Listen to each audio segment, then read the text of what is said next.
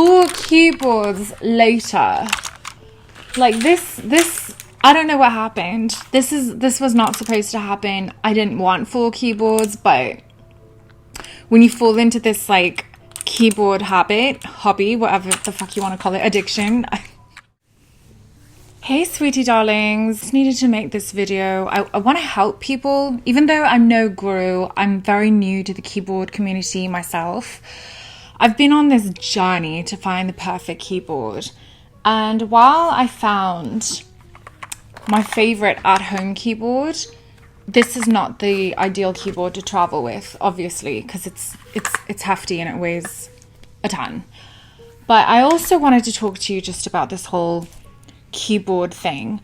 It's like I fell into this hobby, and while I haven't personally modded any keyboards as of yet, I don't really want to. I just want to find the perfect stock keyboard where I don't need to do anything to it at this point. I'm not saying I will never do that in the future, but it's been like a bit of a shit show. I first started out with this keyboard. These are typical blue switches. This is a motor speed. They're the loudest, most annoying, murder-inducing, soul-destroying sound, right? Unless you really like blue switches, but according to all the keyboard snobs, this is the worst switch, and I will admit it did get annoying. And because they're quite, you have to use a lot of force to kind of bottom them out. I found when I first switched over to this keyboard from like a scissor switch from my MacBook, I was getting finger fatigue, just because you're having to do a lot more with your fingers just to type, and obviously the sound gets really old really quickly. Thus I'm selling it, and hopefully someone who loves blue switches will buy this. It's also not moddable, it's not hot swappable, so they are soldered in there and they are permanent unless you want to do all that soldering. I don't do soldering. So anyway, this was my first keyboard. This was my second keyboard. These are also blue switches, but so much quieter because it's a low profile. They're nowhere near as loud as a regular blue switch, like regular sized switched keyboard. They feel and sound like a muted, toned down version of a regular blue. They're still clicky, but they are a lot softer and quieter. And I can take this into public spaces and people don't want to murder me. I can barely even hear it. I can just about hear it when I go to a cafe and there's music and talking around me. I actually really enjoy this keyboard. This is by Rizofi. It's my lightest and most portable keyboard. It weighs absolutely nothing. It's great. I will never get rid of this. Then I bought a Skyloom because I was still on the hunt for like perfect keyboard. This is a red switch. Okay. So this is a red switch low profile. Again, it's going to be a little more subdued than a regular switch. This is how it looks like. These are Gateron, if I can remember correctly. But I was obsessed with this keyboard for a while. But I did notice I'm quite heavy-handed when I type, just like when I write. I noticed that my hands, it was a different type of fatigue from this one. I don't actually get finger fatigue anymore because I'm so used to mechanical keyboards now. But I get like actual soreness in my hands and fingers when I type on red. Even if I don't press that hard, I'm still getting soreness, I guess, because I feel like there's more resistance because there's no bump that's kind of catching your, what am I trying to say, the impact, right? Because when you're pushing down, when you have tactile switches, they kind of cushion your fall, if that makes any sense. And when I'm saying fall, I mean like the journey from the time that you push the button all the way to it bottoming out. And I know people are like, oh, on red switches you have to learn not to bottom out, but I will. It's just the way I type. When I'm typing really fast, I need to just hit the keys, and I can't just be typing halfway. So although I actually really liked typing on this, I found that I was getting a lot more finger fatigue typing on red linear switches. I absolutely love this keyboard. It's great for travel as well. It weighs absolutely nothing. It doesn't have any risers though. It's like permanently kind of on this angle.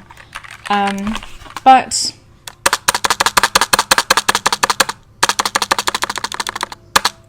that rattly spacebar drove me a bit nuts.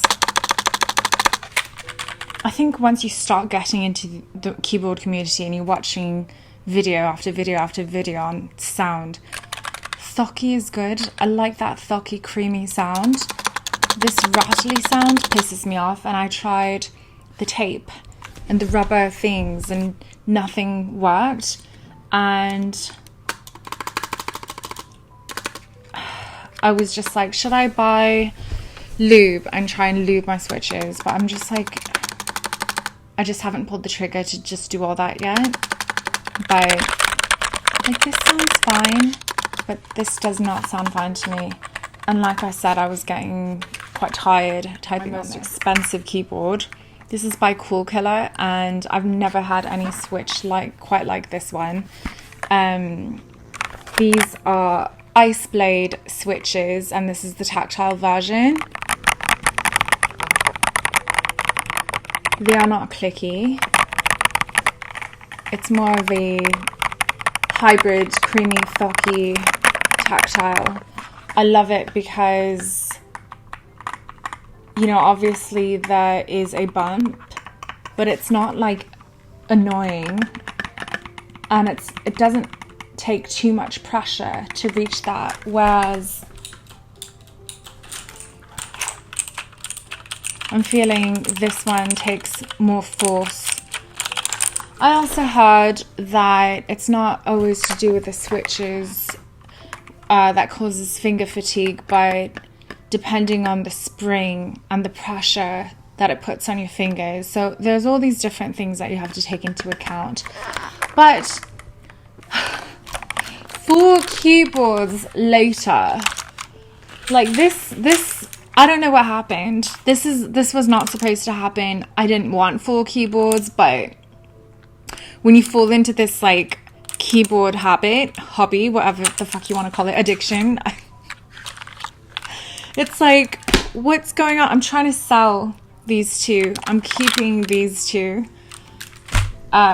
because I'm figuring out what I want and what I don't want, right? It's an expensive hobby, and I try and save money. I've only ever bought keyboards when they go on sale. I've refused to buy a keyboard at full price. Even this one is normally around 180 with the 190 with the aluminium case. And this person was selling it on eBay for a huge discount. And it was, I think he used it for 30 minutes. So I got a huge discount on this, like almost half price. And I'm so lucky. I love it. I will never get rid of it. I'm a huge fan of Cool Killer keyboards. These acrylic keycaps are such a joy to type on, and I don't want to mod it. It's perfect the way it is, and that's exactly what I was looking for. But I wanted something that isn't a clicky. Even though I love this keyboard, most often I'm more in the mood to type on something like this. This is way too heavy. So this company actually came out with a low profile mechanical called the Balloon 84. This is the CK75. So the 84 I just had and I sent back because I found a blemish, little bubble in the mirror board that was underneath, that metal plate underneath the keys, and it bugged the shit out of me. If I'm going to pay for a brand new keyboard, even though it was on sale on Amazon, I got this promotional sale thing, I kept looking at it and like, is it going to get bigger? That's going to bug the shit out of me. So I returned it today, but I loved it. And the most important thing is I didn't need to mod it. And I loved it. This is the linear mechanical switch. I don't mind so much. It's a calculator. I'm not using it all the time. I'm not hardcore using it, but I just want to show you the differences, or let you hear the differences. So this is the linear ice blade switch. Sounds really great, right?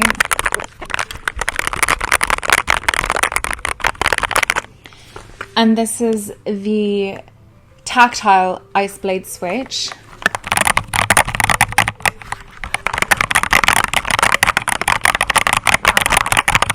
So obviously the linear is going to be a lot smoother. There's absolutely no resistance when you push the button. I guess that's what I should say.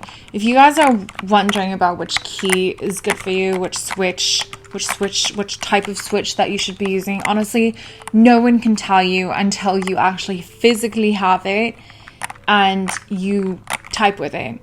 And even having all the little samples that they send you, you won't know because you're using one finger. Like, you need to know with the whole keyboard being that same switch, like in my opinion at least. So my advice is to order the keyboard that you want and go from there. And it might take a few keyboards for you to realize, but I've realized now I do like tactile better than linear for a keyboard. I don't mind for this calculator. Also, this calculator is hot swappable, so in case I do not want these switches anymore, I can switch the switches out and the keycaps and whatever. And that's why I bought this. I love this calculator so much. I love that I'm able to customize it and modify it. And same with this keyboard too, it's completely hot swappable. But I'm so happy with the switches. I didn't want to do all that work at this point. Right now I'm like trying to revise for an exam, and I'm in the middle of writing my dissertation. The last thing I need to do is take on a modding project for a keyboard. So I'm really excited that I finally did get my Balloon 84. You can see a short on it on the sound. That was actually linear, and that's another reason why I kind of sent it back to you, because I was like, it sounds great but not so great on my fingers.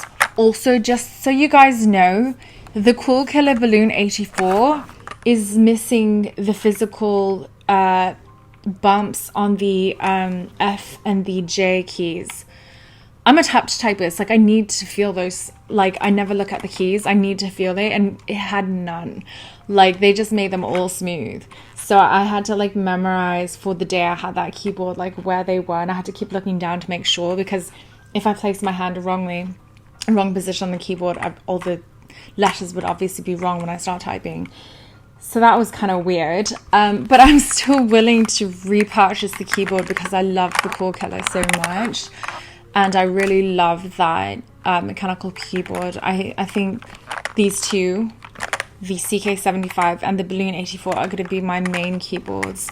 But really high quality company. I highly recommend Cool Killer for those of you who don't mind this very retro look. Either gonna love it or hate it. I hope I've clarified some stuff up for you guys. I know that for gaming, linear is more sought after because of you need these fast switches and not wait for the actuation to happen, and you need to be able to have like a smoother transition between keys. It makes sense. For typing, I'm a huge typer because I'm in law. I type a lot. I went from loving tactile to hating it, now to loving it, but not the clicky, not the regular clicky kind. The low profile is okay. Sounds to again. This is regular blue switches.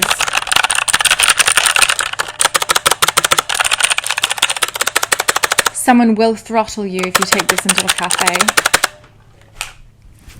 This is low profile blue switches.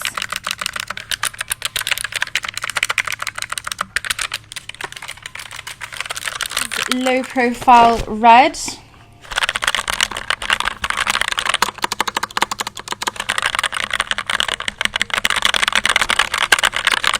I went from loving it to really disliking it.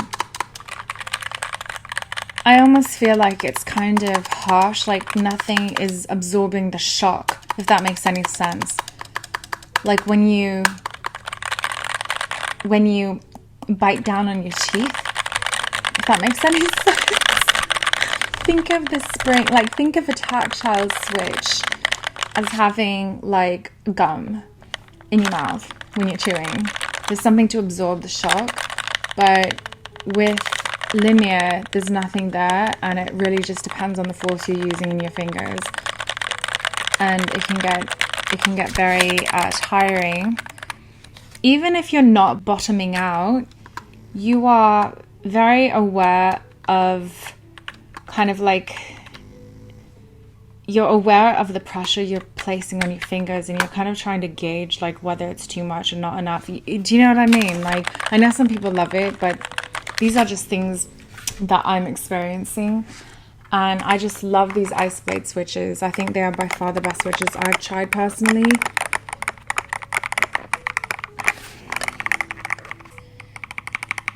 There is pressure that you need to place just to get past that bump, but it's not too much, and it feels very comfortable to type on. I've had really good accuracy with this, but it takes time. You have to get really used to one over the other. Like if you want accuracy on a red switch, you have to use it for a while. And then the same goes for this. When I was switching back from, whenever you're switching between tactile and linear, it takes time to like warm up and settle into that way of typing, if that makes any sense, because they're so different. You have to go with what you feel comfortable with. You can read endless reviews online and nothing's going to really help until you have that bloody keyboard physically in front of you and you are typing on it, and then just go with whatever is the most enjoyable for you. Anyway, I am going to do a full review on the Cool Killer Balloon 84 when I repurchase it. I literally sent it back today.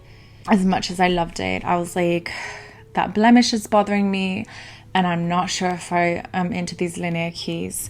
So I'm going to try out the tactile on the low profile, and I'm going to compare the regular ice blade to the low profile ice blade, the ice blade mini, in my next video about the Cool Killer keyboard. So anyway, I hope you all have a great night and good luck on your keyboard journey. Leave a comment below. What keyboard do you have right now? What are you looking at? What is your main issue when it comes to deciding of switches? I would love to hear your feedback and your experience of your individual keyboard journeys. Take care, and I'll see you in my next video. Mwah. Bye!